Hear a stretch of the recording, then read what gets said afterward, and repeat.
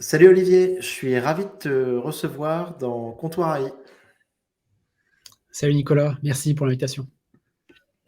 Alors Olivier, donc toi tu es le CEO de AIV, tu es un entrepreneur dans les industries créatives. Tu as fait Artist, Tids, AIV, donc bah, il y a toujours ce côté créatif en commun dans tes boîtes, hein, que ce soit la musique ou l'image. Beaucoup de monde connaît Altis, hein, parce que c'était quand même la première plateforme de publicité vidéo en marketplace dans le monde. Là, il y a eu une grosse acquisition par Altis en 2017. Et aujourd'hui, donc, tu t'es relancé avec AIV, qui est la première plateforme créative de vidéo dédiée à l'AI. C'est ça, bah exactement, mon parcours, c'est entrepreneur maintenant depuis plus de 20 ans avec un gros focus dans la tech et la vidéo depuis tout ce temps. Et voilà, la vidéo, la créativité sont quelque chose de déterminant. D'ailleurs, on dit très souvent que la créativité importe, c'est ce qui est le plus important dans la vidéo, dans l'émotion, dans ce qu'on arrive à faire passer. On avait trouvé ça, on avait trouvé cette variable et cette puissance dans Tids, qu'on a développé pendant toutes ces années, de 2010 Ouais. jusqu'à. J'ai quitté en 2018 pour ma part, mais Tids continue à Mhm. grandir très vite et très fort. Et c'est une société extraordinaire. Et donc, en fait, le fil conducteur, c'était dans la vidéo. Chez Tids, vers 2015-2016, avec mes équipes, on produisait énormément de vidéos, des centaines de vidéos Ouais. chaque semaine, chaque mois. Et en fait, on s'était dit, mais il n'y a pas une solution, une technologie qui pourrait nous aider à gagner du temps, à automatiser des étapes.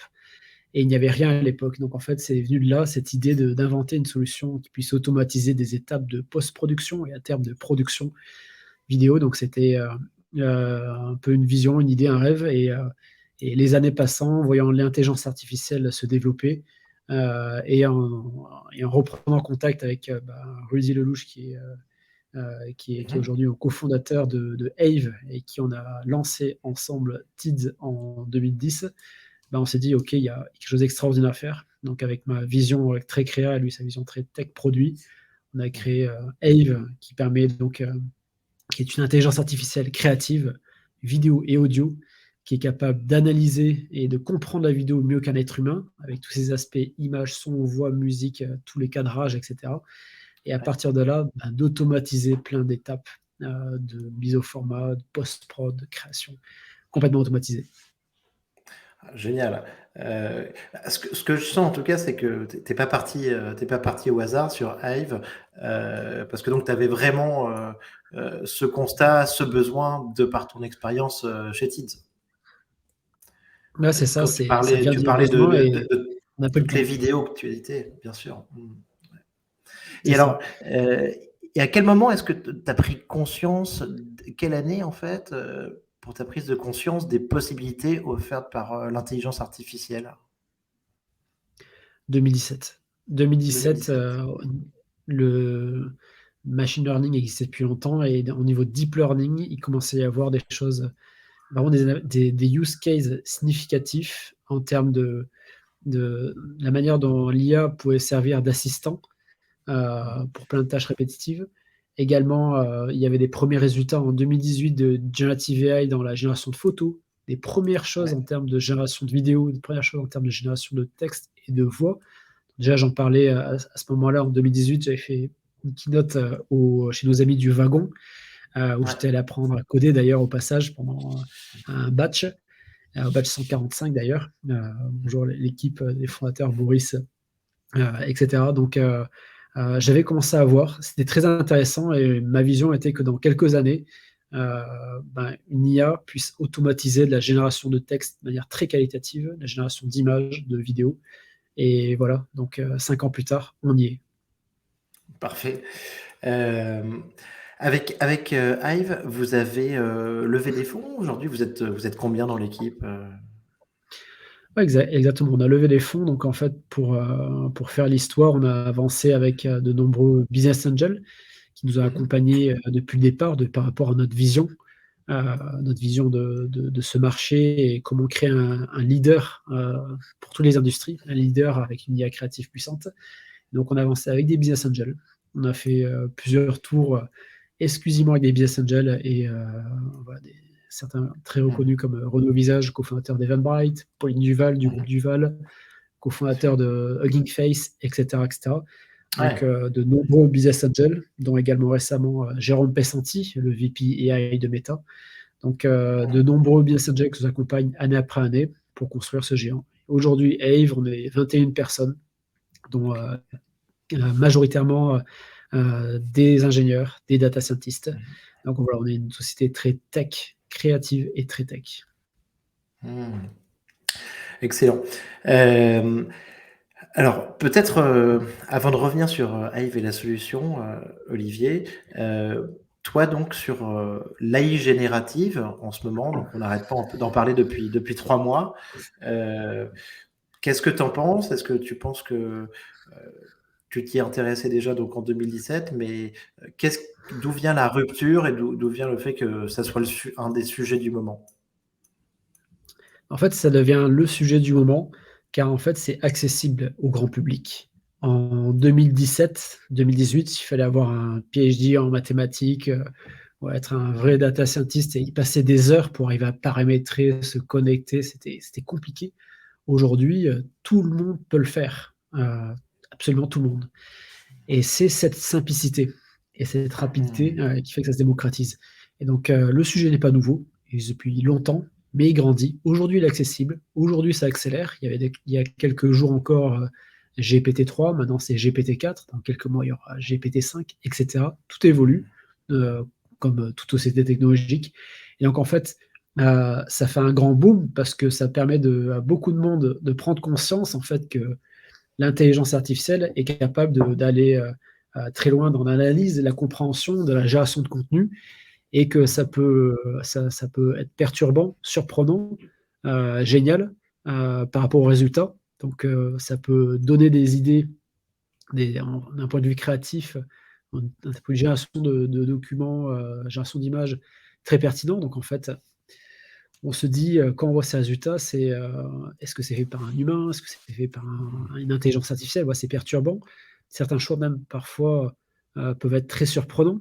On se dit: «Mais d'où viennent ces idées, ces textes?» Ça peut être choquant, mais en fait, ça nous remue également, nous, en tant qu'être humain créatif. On a Ouais. une nouvelle vision face à nous, en fait, parce que l'IA n'a aucune préconception. Elle peut faire tous les types de montages out of the box possibles. Donc, en fait, on est aujourd'hui de plus en plus surpris par cette nouvelle approche de génération et de création. OK. Tu m'as dit, Olivier, que Hive, la solution en fait que vous construisez depuis plusieurs années, que c'était aussi un peu des briques empilées au final. Donc que vous utilisiez certainement plusieurs modèles. Donc on parle des LLM aujourd'hui, mais plusieurs modèles sur le marché pour avoir donc une techno spécifique. Est-ce que tu peux nous expliquer un petit peu ton setup ou ce qui fait votre particularité au niveau technologique aujourd'hui? Ouais, point hyper intéressant. En fait, pour créer un produit, il y a plusieurs façons de le faire. Aujourd'hui, on le voit sur le marché, il existe plein de briques disponibles chez les GAFA, AWS, Google Cloud, etc. Plein de solutions en open source, qu'on peut trouver directement ou qui sont rassemblées par des acteurs comme Hugging Face. Nous, en fait, quand on a commencé à avancer très sérieusement sur Rave en 2019, on a fait le tour de l'état de l'art et il y avait beaucoup de choses qui indépendamment fonctionnaient plus ou moins bien pour détection de personnes, etc. Ça fonctionne bien pour les caméras de surveillance, etc. Mais en fait, très rapidement, on a pu voir que si on mixait plusieurs briques d'IA entre elles, ça ne fonctionnait pas. C'est-à-dire que ça ne fonctionnait pas pour détecter des concepts créatifs et pour aller de manière très qualitative et précise dans l'entertainment, dans la détection de multisignaux. Et donc, en fait, nous, notre technologie, elle est basée sur un développement de plusieurs dizaines de briques d'IA, développées à travers des ressources type open source, mais réadaptées et recodées et reconstituées dans une intelligence produit profonde. Ce qui fait que tout est cohérent, tout est aligné et tout est extrêmement performant et rapide. et ça fonctionne pour détecter les moments clés de la vidéo, détecter les plans, les scènes, faire de la génération intelligente en termes d'images, de sons, de musique, etc., etc. Donc en fait, oui, c'est des technologies qu'on a développées en interne et toutes rassemblées dans une seule même colonne vertébrale technologique. Donc voilà, c'est plusieurs dizaines de briques d'IA. Bon, une IA qui détecte les personnes, une autre qui identifie et traque les personnes de plan en plan, en scène en scène. Une IA qui détecte les plans, une IA qui détecte les chapitres, les scènes, une autre les types de gros plans, plans larges, colorimétrie, etc., etc. Je ne vais pas rentrer dans ouvrir le moteur de ce qu'on a, de la technologie qu'on a construite, mais voilà, c'est très profond. Et en fait, si on regarde les technologies qui nous entourent, et par exemple du chat GPT, etc., en fait, c'est une technologie, c'est une brique d'IA. Et en fait, en effet, on a construit un peu sous forme de marketplace technologique, ce qui fait que, ben, tout comme aujourd'hui, on avance avec des briques open source récupérables et qu'on adapte par rapport à nos besoins pour des besoins de performance et de résultats, des solutions comme ChatGPT, DALL-E, etc., sont en fait une suite logique de notre vision. Donc on est content parce que ça correspond à ce qu'on voyait. Et c'est une opportunité pour tous les acteurs, mais pour nous également. C'est-à-dire que ça nous évite de réinventer l'eau chaude ou d'inventer une brique d'IA qui fasse par exemple une compréhension profonde du texte, ou une IA qui fasse vraiment la génération d'images en partant de rien, en partant d'un texte. En fonction, on va dire, de la performance de ces briques, nous, alors, on peut les intégrer à un système. Et c'est ce qu'on voit qui fonctionne le mieux. C'est en fait les briques proposées aujourd'hui par différents acteurs comme OpenAI, mais il y en a plein. Individuellement, c'est très bien, mais la vraie puissance, c'est quand c'est intégré à un produit, quand c'est intégré à tout un système. Et c'est littéralement ce qu'on fait, nous, depuis des années, et ce qui aujourd'hui commence à arriver de manière publique entre les mains de nos premiers clients, premiers utilisateurs. Voilà, c'est une intégration complète dans un système où c'est du generative, de l'automatisation. Et donc, à ce sujet, sur ces briques, si tu utilises par exemple Whisper ou GPT ou un modèle que tu trouves sur Hugging Face, t'as par exemple une de ces briques qui va te faire un speech to text, une reconnaissance du langage. Si demain tu trouves mieux ou qu'il y a une nouvelle version, tu vas l'adapter, tu vas mettre la nouvelle version dans ton produit, une nouvelle brique qui sera donc plus à jour, c'est ça? C'est ça. C'est ça. Toujours pour aller plus loin dans la compréhension et être plus performant. Alors, performance, c'est quoi? C'est la rapidité. Chez nous, aujourd'hui, quand par exemple on a une vidéo, je te donne un use case, je suis une marque, j'ai mon film de marque, mon film publicitaire, un film de 2 minutes en format paysage avec, on prend cette vidéo, on la met dans Hive, au bout de quelques instants, la vidéo elle est analysée, toutes les données créatives audiovisuelles sont extraites, il y a plein de data, plein de data visualisation. Cette vidéo, je veux faire une mise au format par exemple carré ou vertical, ou les deux. Aujourd'hui, c'est instantané. On clique, on a un résultat instantanément. Et en fait, on a un recadrage intelligent à chaque plan, à chaque scène, en prenant en compte tous les éléments qui sont dans la vidéo, les meilleurs centres d'intérêt, les personnes, les textes. Et voilà, c'est cette vélocité qui permet de rendre le montage instantané. C'est une intelligence produit très fine avec les meilleures technologies pour qu'on soit rapide et très peu énergivore. Ouais, non mais en préparant l'épisode, tu m'as fait la démo et sincèrement, j'ai été complètement bluffé. Et je me suis dit que même moi, en tout cas, enfin, pour mes podcasts, ça pouvait me servir parce que j'ai besoin d'avoir des extraits, j'ai besoin d'avoir des différents formats, peut-être pour faire de la pub sur TikTok ou sur Instagram. Et j'ai vu que tu me proposais ça en 2 secondes. Donc je vois donc il y a un cas très intéressant, déjà pour des créateurs de contenu comme moi, et aussi donc j'imagine pour des grandes marques. Exactement, aujourd'hui, Ave est entre les mains de premières grandes marques. Donc aujourd'hui, on communique encore assez peu, mais on a par exemple comme partenaire le groupe L'Oréal avec quelques-unes de leurs premières marques qui utilisent notre solution. Et voilà, c'est des marques de ce type qui ont des besoins et des problématiques d'un point de vue mise au format, adaptation, déclinaison, cut down, pour reprendre les termes du métier, extrêmement importantes. En fait, dans ce métier, ils ont un film, ils ont besoin de le décliner multi-pays, multi-format, multi-montage. et ça peut être plusieurs centaines de vidéos à adapter. Mmh. C'est un travail qui est répétitif, sur lequel on peut multiplier les erreurs et où ça demande de la créativité parce qu'il faut savoir faire prendre des bons montages. Puis en plus, quand il y a l'audio réadapté, ça devient complexe. C'est quelque chose qui prend des mois à faire. Et en fait, avec une solution comme la nôtre, ce n'est Ave, tout comme les autres solutions qui existent aujourd'hui dans le marché, ça n'a pas vocation à remplacer qui que ce soit ou à tout faire tout seul. Non, il faut voir ça comme un generative AI assistant un coéquipier, un coéquipier créateur ultra rapide et qui apprend tout le temps de ses erreurs et qui en fait tout simplement me dit voilà, je veux à partir de cette vidéo, je veux ça, ça, tel format, je veux ça, ça, ça. Ok. Avant Wave, c'est ok, l'agence ou le créatif vous dit ah, très bien, je vais le faire. Il y a bon pour 3 à 4 jours, on reprend rendez-vous pour la présentation. 3-4 jours après, ben voici le résultat. Ah, il y aura encore ce changement. Ah, ben on va reprendre rendez-vous la semaine suivante. Là, en fait, on fait le brief. Je veux le résultat, j'ai le résultat. Je le vois en live avec l'audio, tout adapté. Ça me va pas, je change tel plan, c'est en live, je revois le résultat. Ok. Ça, c'est instantané. Donc aujourd'hui, c'est les marques. On avance de manière forte avec des agences, des créatifs qui envoient toute la puissance par rapport à tout le workflow créatif. Mais également, on a pu annoncer des avancées sur une collaboration avec TF1 donc pour les contenus longs. Donc Ouais. voilà, les changements vont être très profonds dans toutes ces opportunités créatives pour l'adaptation, mise au format, verticalisation, déclinaison, création de highlights et de résumés sur des émissions entières. Donc on va jusque-là. Et pour le grand public, Nicolas, toi tu me disais que tu pourrais en avoir besoin. Très Mmh. bientôt, en avril, vous pourrez créer tous votre compte sur Hive.com pour tester la solution. Donc ça va arriver, c'est une surprise qui Mais va arriver. Mais on aura, et alors dans ce cas-là, donc en avril, on aura tous accès à la même interface, que ce soit la personne créative chez L'Oréal ou dans une agence, et le grand public, ou tu as des niveaux différents en fait. C'est ça, vous allez pouvoir tester avec toutes les fonctionnalités. Ah ouais, génial. Je garde un peu de surprise pour quand ça sortira, mais oui, vous pourrez comme ça tester, vous rendre compte de la puissance de Bien Hive. sûr. Non, non, mais moi, sincèrement, j'ai été bluffé. En effet, c'était le reformatage, ça m'a bluffé.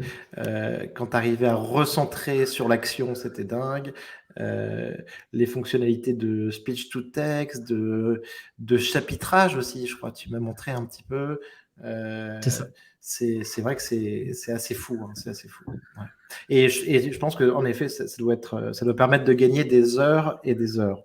Et je pense que si tu avais eu cet outil chez Tids, ça serait allé beaucoup plus vite.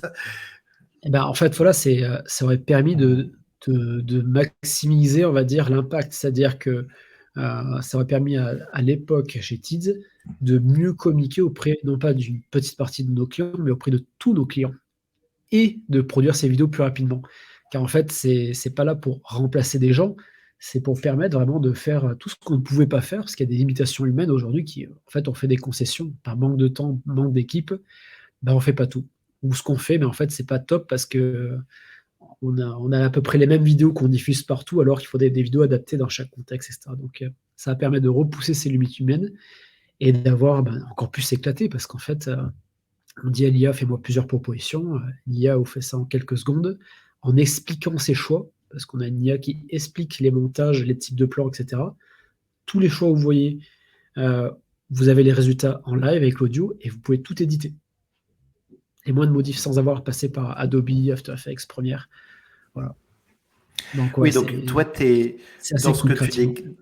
dans ce que tu décris, Olivier, tu es vraiment sur, là en tout cas, une vision très très positive, une IA en mode rocket ship for the mind, un gain de temps, des meilleurs résultats.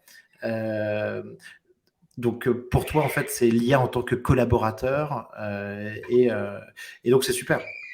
Tu es dans les meilleurs C'est scénarios. ça dans le secteur dans toutes les industries où il y a de la créativité, où il y a de la vidéo et de la créativité, l'IA va amplifier la créativité. Ça va permettre d'aller encore plus loin, d'explorer des zones nouvelles et où on va se dire, l'IA vous suggère plein de choses en un coup d'œil. Et là, c'est toujours l'humain qui après va dire, ah génial, cette proposition, j'adore. en l'état j'utilise ou bien ça me donne une idée pour la suite. Dans tous les cas, ça permet d'aller plus vite dans le cheminement créatif et dans la production, etc. Donc c'est un vrai boost créatif. Petite question comme ça, mais est-ce que par exemple tu utilises des modèles de type Stable Diffusion Pas encore. sur, sur de la génération Alors, je dis pas d'images, mais encore, enfin. aujourd'hui, les clients n'ont Hmm, pas encore ce genre de choses entre les mains, mais on regarde de très près et on est mhm, déjà dans notre labo en train hmm, d'avancer sur ce type de sujet en termes de générative de vidéo. Donc oui, c'est un sujet hmm. qui avance chez D'accord. nous. Ok, super. Génial. Donc, bah, en tout cas, je mettrai peut-être un lien vers Hive. Si tu as une petite démo aussi, Olivier, on pourra essayer de faire passer ça. Parce que je pense qu'au-delà de. Enfin, c'est important de voir la solution. Moi, tu me l'as montré et c'est en voyant que vraiment j'ai été bluffé. Donc, hâte de présenter vraiment le produit. Euh, Peut-être pour aller un peu plus loin, Olivier, donc, sur les enjeux peut-être sociétaux liés à l'intelligence artificielle. Donc là, tu viens de nous parler, en tout cas, sur l'industrie créative, en tout cas, d'un gain de temps, d'aller plus vite, d'être sur des tâches à plus forte valeur ajoutée, une plus grande création aussi avec cette IA en tant que collaborateur. Euh, Comment est-ce que tu vois les choses à ce niveau-là, en fait, au niveau de la société, de l'emploi, euh, l'enjeu sur l'éducation, par exemple, aussi? Alors bah, déjà, comme tu disais, Nicolas, moi j'ai un point de vue très enthousiaste sur le sujet. Je suis un entrepreneur Hmm, créatif et tout ce que je vois, c'est que ça a apporté majoritairement beaucoup d'avantages. Bien hmm, sûr, ça apporte des innovations technologiques dans un monde qui évolue constamment. Donc il va y avoir des impacts multiples, en effet, dans l'éducation, dans les emplois, dans le copyright, etc. Donc oui, ça va bouger.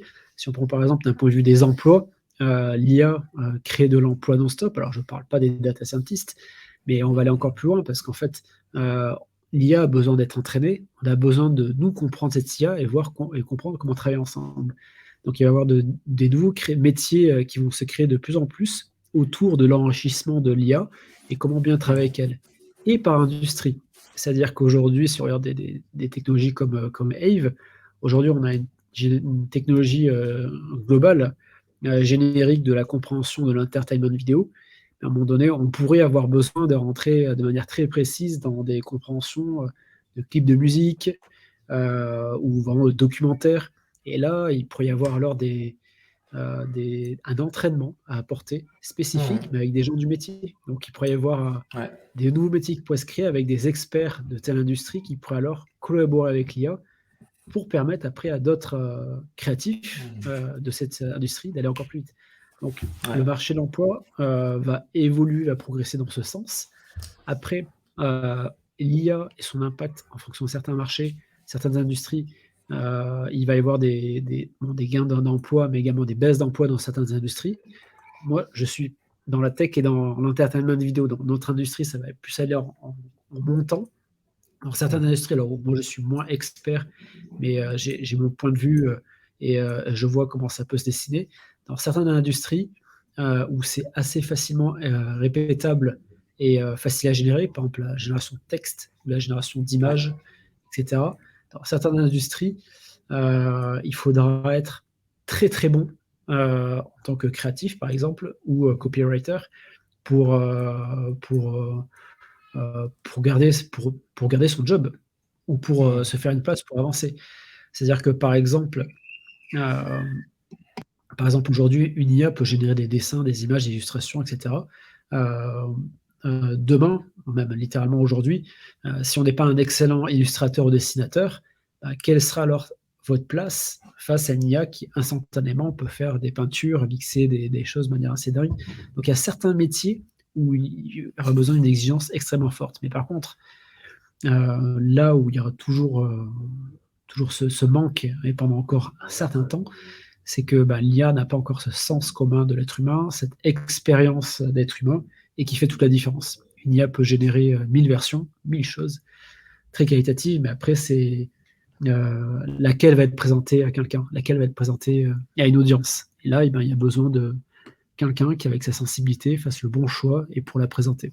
Donc, il y aura toujours besoin de l'humain. Mais en effet, au niveau de l'emploi, ça a bougé. Au niveau de l'éducation, je pense que ça va apporter d'énormes opportunités. Par exemple, je crois que c'est Khan Project s'associe avec GPT-4, donc qui déjà, eux, ils produisent énormément de contenu gratuit pour aider des millions de personnes. Donc, assisté par une IA, ça permettra d'avoir un impact dans l'éducation encore plus fort. Et ça, c'est excellent. Donc, utiliser avec sagesse, l'IA peut avoir un impact hyper positif. Ouais, je vois très bien, et notamment peut-être des enjeux avoir une éducation de temps personnalisée qui correspond à chacun, des trucs incroyables. J'ai une petite question que j'ai oublié de te poser, mais je te la pose quand même. C'est quand tu parlais de tes grands clients aujourd'hui que tu commences à avoir, plutôt que remplacer des personnes, ce que je voudrais savoir, c'est sur remplacer des outils. Tu vois ce que je veux dire? Aujourd'hui, Hive, est-ce que ça peut remplacer peut-être une série d'outils qu'utilisait, tu vois, un designer, un créatif pour une marque avant? Est-ce que ça peut remplacer plusieurs outils, en fait, tu penses? Oui, notre but chez Hive, c'est de faciliter la vie des créatifs. Et aujourd'hui, Et dans certains est-ce qu'on cas, peut tout faire? Est-ce qu'on peut tout faire avec Hive aussi? Tu vois ce que je veux dire c'est le de... but, c'est notre Ouais, vision. d'accord. Aujourd'hui, non, enfin, on peut faire énormément de choses déjà. Et plus on avance dans le temps, plus ça va intégrer de choses. Et donc, en fait, aujourd'hui, par exemple, pour faire des mises au format, des déclinaisons, etc., des adaptations, on a besoin de maîtriser Adobe avec Adobe. Premiere ou After Effects, maîtriser un logiciel de montage audio, potentiellement peut-être utiliser un logiciel externe pour faire du speech to text ou telle autre application. Bref, on a 5-6 logiciels à Ouais. droite à gauche, on doit se former. Nous, c'est une solution très simple. Il y a un bouton, on dit OK, je veux ça, telle déclinaison. Et en 2 clics, c'est comme si vous faisiez 20, 50, 300 manips avec 5 logiciels. Donc oui, le but, c'est de vous faciliter la vie à tous. Et donc à terme, dans certains cas, vous n'aurez plus besoin d'utiliser Premiere After Effects. Je donne 2 exemples. Aujourd'hui, quand une marque crée son film principal, un film publicitaire par exemple, ou voilà, son film, lorsque le film il est tourné, il y a des rushs, etc. Il y a besoin de créatifs qui vont utiliser différents logiciels, Premiere, After Effects, DaVinci, etc. OK, il y a tout le montage, toute la post-prod, l'étalonnage, etc. Là, aujourd'hui, c'est ce genre de choses, ça demande une exigence très forte d'un point de vue création. Il y a besoin de tous ces logiciels parce qu'on va dans les moindres détails. Et ça, toutes les suites qui existent actuellement le font super bien. Mais par contre, une fois que ce film est créé, une fois que ce master est créé, qu'il est prêt à être diffusé, et qu'on a besoin de l'adapter dans tous les formats, toutes les déclinaisons, bref, le rendre élastique, avoir 300 déclinaisons, là, il n'y a peut-être pas besoin de faire un chef-d'œuvre à chaque fois, c'est-à-dire de passer avec des logiciels aussi précis que du Premiere, etc. Et c'est là, en fait, que notre solution intervient, c'est-à-dire après, pour toutes les déclinaisons aujourd'hui, on peut se passer totalement d'Adobe, de la suite Adobe, pour faire toutes ces déclinaisons en termes d'image et audio, car tout est combiné, tout est clé en main, et toute l'édition également se fait en 3 clics. Parce qu'on a prévu, notre solution, elle est très simple d'usage pour les non-créatifs, donc un non-expert qui manipule de la vidéo au quotidien peut enfin modifier, éditer, créer sa vidéo. Et là, aujourd'hui, on parle de post-production, c'est-à-dire j'ai mon podcast, ma vidéo, je l'adapte, etc. Mais très, très prochainement, cet été, fin du printemps-été, on pourrait faire également de la création, c'est-à-dire vous pourrez mixer des éléments de vidéo, mettre des logos, des textes, etc. Bref, vous pourrez créer votre vidéo, gérer l'audio aussi, et sans utiliser des logiciels. Après, si vous faites un film qui mérite un awards et avec un enjeu gigantesque, etc., oui, pour la première version, il y aura toujours besoin de toute la suite extrêmement complexe. Mais voilà, les choses se font progressivement. À quand l'appli iPhone Hive qui permet de tout faire? Beaucoup de Génial. personnes en parlent déjà. Cool, cool. Bah écoute, trop bien. Alors, autre question, Olivier. J'aimerais bien avoir ton point de vue un petit peu sur tout ce qui est, en particulier les deepfakes, tu vois. Et c'est un sujet que tu dois bien connaître. Qu'est-ce que tu en penses? Est-ce que tu penses que c'est dangereux? Est-ce que tu penses qu'on ne va plus pouvoir les reconnaître? Est-ce que tu penses que on va être assailli de ça sur Internet? Voilà, enfin, là, je te demande un petit peu ton point de vue en tant qu'expert vidéo sur des deepfakes qui peuvent être, par exemple, tu vois, politiques ou sur des comédiens ou sur euh, ce, ce type de problème, quoi. En fait, le deepfake, c'est en fait à la base c'est une technologie.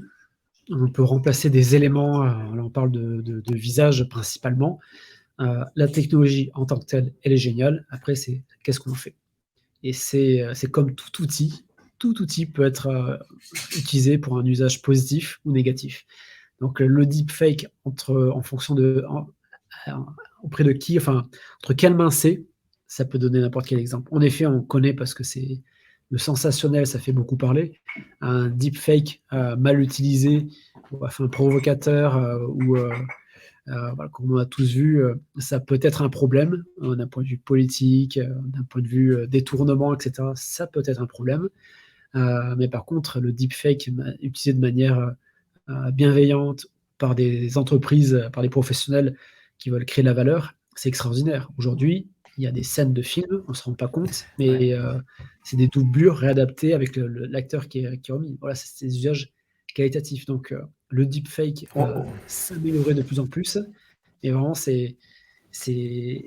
dépend qui a cette technologie entre les mains. Donc, nous, chez Hive, on est bienveillant. Quand on se mettra à faire du deepfake, par exemple, ça sera fait pour que ce soit des use cases très concrets, scalable et vraiment magiques pour tous les utilisateurs. Après, à côté, c'est des usages malveillants faits par d'autres Hmm. sociétés. Voilà, c'est Ouais. c'est l'histoire de la vie, mais bon. Ouais. Mais le Quand deepfake t'en est une parles, excellente. quand on parle, je pense à ce qu'on a pas un peu tous vu parce que ça a tourné sur Twitter, sur Internet. C'était notamment le deepfake sur Bruce Willis, tu sais, qui tournait une pub. Donc on voyait son visage, mais sauf que c'était pas lui.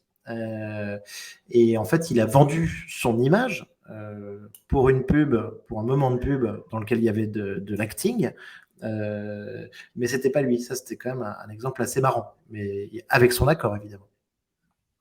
Bah, ça, c'est génial. En fait, c'est avec des deepfakes très qualitatifs, ça peut ouvrir la voie à plein de choses au niveau droit d'auteur et opportunités business et agence. Là, dans ce cas-là, c'est génial. Ça lui permet de tourner c'est une pub, mais il pourrait tourner potentiellement 1000 pubs comme ça en prêtant son droit d'auteur d'utilisation de son visage. Et là, ben, si on se projette un petit peu, on pourrait imaginer euh, dans quelques années, en fait, que les acteurs, il va y avoir l'acteur pour se produire de deux façons. L'acteur pourra être présent pourra tourner peut-être une centaine de films par mois, mais rares seront les films où ce sera vraiment l'acteur réel. Et là, alors, il y aura une saveur différente entre, ok, là, c'est un film avec Tom Cruise. On sait que c'est lié à Tom Cruise, mais il est vachement bien quand même. Et après, ah bah là, par contre, c'est la licence Mission Impossible. Et là, par contre, c'est le vrai Tom Cruise.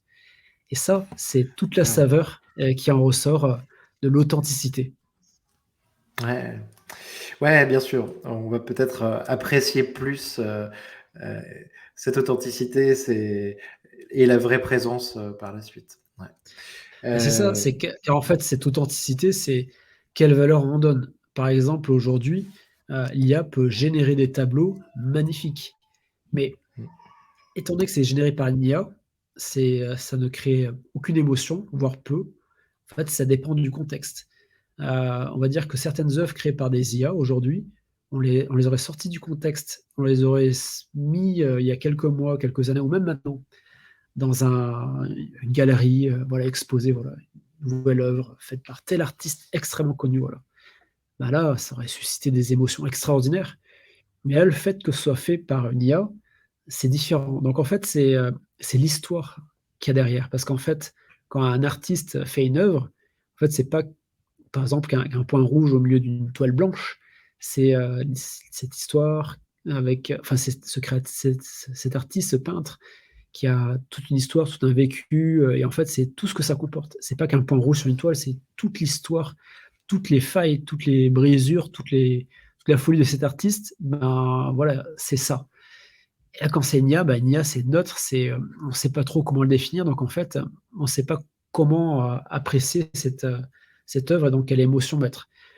Donc en fait, tout est dans quelle émotion et la packagingisation, on va dire, comment packager une œuvre faite par une IA, comment arriver à bien réagir avec. Ouais, bien sûr. Super intéressant. Euh, Olivier, j'aimerais bien avoir ta vision un petit peu aussi sur, bah, en gros, est-ce que pour toi, ce mouvement sur l'intelligence artificielle, en particulier l'intelligence artificielle générative qui repose sur les LLM, est-ce que tu penses que ça peut nous amener à des grandes découvertes dans les années qui viennent?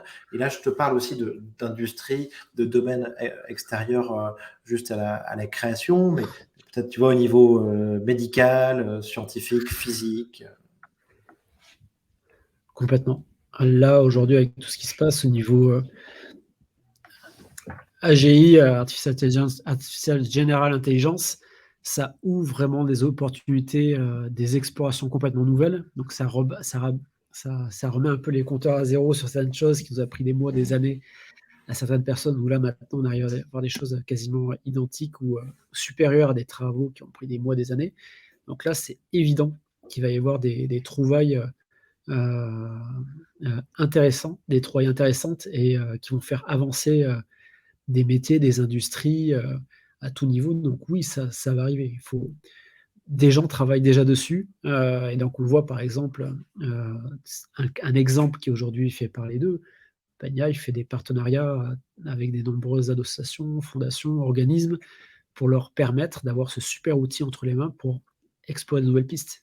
Donc oui, ça va arriver. Donc attendons-nous dans les mois à venir à avoir des découvertes, des nouveaux pas franchis grâce à l'IA. C'est évident. Là, on vit une époque formidable. Je suis complètement d'accord. Est-ce que tu penses qu'on peut arriver, alors c'est vraiment de la prospective, hein, donc à une IA forte, à une super intelligence? Quel est ton feeling par rapport à ça? Euh, Une je IA dirais qui que nous c'est une dépasse direction. surtout. Mhm. Je dirais que D'accord. c'est une direction, un fantasme pour certains, un objectif pour d'autres. Est-ce qu'on va y arriver ou non? C'est un peu le même principe de quel œil on porte sur une œuvre générée par une IA. À quel moment on dit que c'est plus fort qu'un être humain ou pas? Aujourd'hui, une IA type GPT-4, on a entendu dire, c'est comme si c'était un humain qui avait un niveau de QI encore plus haut, qui réussit encore plus d'examens. Mais on se dit, oui, mais c'est facile, mais est-ce que, est-ce qu'il est vraiment, parce qu'il est fort sur une action, mais est-ce qu'il est fort sur un ensemble de choses? Et donc, en fait, je dirais que c'est une voie, c'est un peu une direction globale, mais dans sa globalité, il va falloir encore de longues années, voire décennies, avant potentiellement de vraiment dire que oui, on a une IA qui surpasse l'homme, l'humain à tout niveau. Donc l'IA va surpasser l'humain dans certaines actions, c'est déjà le cas, et de plus en plus, mais dans sa globalité, il y a encore, il y a encore beaucoup de chemin. Voilà, donc c'est quel regard on porte sur les résultats de l'IA pour considérer qu'elles sont plus fortes que le cerveau humain. Donc oui, il y a des choses extraordinaires, mais voilà, c'est une direction, je pense. Après, voilà, je pense que c'est une question de Bien sûr. quelques années pour être vraiment surpris des avancées. Mais c'est pas encore demain Hmm. qu'on aura un Terminator qui va envahir le monde entier, qui va renverser et qu'on va être Bien l'esclave des sûr. robots. Ça, je pense pas. Excepté s'il y a que Hmm. des gens malveillants qui utilisent les IA, ça c'est une autre chose. Hmm. Ok, super. Je vois très bien. Et je suis tout à fait d'accord avec cette notion de trajectoire. Super. Alors, la dernière question, Olivier, pour finir, c'est toi qui es un créatif, ton livre, ton film de science-fiction préféré que tu recommandes à notre audience. J'ai pas réfléchi à cette question. Récemment, je pourrais te dire, en termes de livres, j'ai, Aurélie Jean, Aurélie Jean qui est une spécialiste dans les mathématiques et dans l'intelligence artificielle. J'ai Ah relu oui, son j'ai vu. Ouais. ces 2 livres récemment, qui portent un œil pointu sur, son premier sur l'intelligence artificielle, dans sa globalité, ses évolutions, et cetera, et son deuxième livre par rapport à toutes les réglementations, les limitations, les normes, et cetera. Donc, c'est un point de vue avec un recul, très précis, très intéressant, très facile à lire. Donc, ça, c'est mes dernières lectures hem, en termes de livres sur, les technologies, donc j'ai vraiment apprécié. Et après, en termes de films, je dirais ceux qui m'ont vraiment marqué. Il y a 2 films qui m'ont bien marqué, alors, qui font un peu partie de ma réflexion de Eve, différentes choses, et cetera. C'est, le premier, le connu, Her, Her, donc, Ouais, bien avec sûr. cette intelligence artificielle, matérialisée un petit peu comme un OS, et qui grandit, qui progresse et qui après devient autonome et qui après Mmh. quitte, qui quitte l'héros du film, donc, voilà, très intéressant. Bien Donc ça sûr, m'a bien sûr. vraiment élargi mon champ de vision. Le Ou héros du film qui se Voilà, rend compte que, que l'intelligence artificielle avait une relation similaire à la sienne avec des millions de 621 personnes. ou 637 millions de personnes, Voilà, exactement. c'est dingue. Donc je trouvais Mmh. ce film, ça m'a vraiment perturbé positivement. Je trouvais ça génial. Et Mmh. ensuite, il y a ce film, il y a le dernier Blade Runner qui est sorti, je crois, il y a Ouais. quand même quelques années, je crois 2018 ou 2019. Et alors au-delà de la photographie qui est extraordinaire, d'ailleurs, ils ont eu des prix, par rapport à la photographie du film. Les images sont dingues. Il y a des scènes, qui m'ont vraiment marqué. Et d'ailleurs, j'ai fait un article là-dessus il y a quelques années, Mmh. heu, où en fait on a un acteur, une actrice qui a un appareil, je crois que ça s'appelle The Dream Machine, une sorte de petit boîtier comme ça, et en manipulant, elle génère des rêves. Et donc on la voit dans le film dans une pièce, ronde. Elle est assise en tailleur et elle constitue un rêve. On voit une petite fille qui a un gâteau d'anniversaire, et elle crée la scène, et donc en fait, en quelques instants, elle transcrit, ses rêves en images, en réalité. Donc, ça m'a énormément inspiré, au début de l'histoire de Eve, où je me suis dit: «Mais c'est exactement ça». Une interface qui peut être capable de modéliser ce qu'on a dans l'esprit et sous forme d'images ultra réalistes. Heu, voilà, c'est clairement la direction qu'on va, donc, voilà. Ce film, le dernier Blade Runner, m'a complètement inspiré. Ça fait même penser au nom de ta boîte, en fait. Hive, Rêve, Hive, tout ça. Et Ouais. AVE, ça veut dire Artificial Intelligence for Video Experience, tout simplement. Nice. Parfait. Super. Bah écoute, très bonne recommandation. Et Origin, c'est une très bonne idée parce que je cherche à recevoir aussi des femmes sur ce podcast et je vais essayer de la contacter. Donc c'est vraiment super intéressant. Génial. Olivier, merci beaucoup. Merci pour ton temps. Personnellement, j'ai hâte de pouvoir utiliser la solution. Je recommande à tout le monde de regarder ce qui est possible de faire. Excellent. Merci beaucoup Nicolas, et Merci à très vite Olivier. sur Yves. À bientôt, carrément. Ciao.